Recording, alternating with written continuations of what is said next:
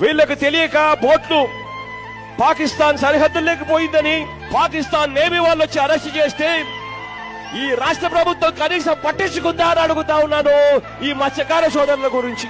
ఇవాళ ప్రతి మత్స్యకార సోదరుడికి నేను భరోసా ఇచ్చి చెప్తా ఉన్నా, ఖచ్చితంగా మా రాజ్యసభ సభ్యులను ఇద్దరిని ఇచ్చి ఆ మత్స్యకార సోదరుల కుటుంబ సభ్యులతో పాటు కలిసిపోయేట్టుగా కేంద్ర మంత్రి దగ్గరికి వాళ్ళు వెళ్లి రిప్రజెంట్ చేసి మన వాళ్ళను మళ్ళీ వెనక్కి తిరిగి తీసుకొచ్చేట్టుగా చేస్తామని చెప్పి హామీ ఇస్తా ఉన్నానని చెప్తా ఉన్నా. సార్ మాకు ఇప్పుడు ఊపిరి పోసారు సార్, మాకు జన్మలో మర్చిపోలేను సార్. ఎందుకంటే బ్రతికినంత వరకు మీ సేవ చేసుకుని బ్రతికాను సార్.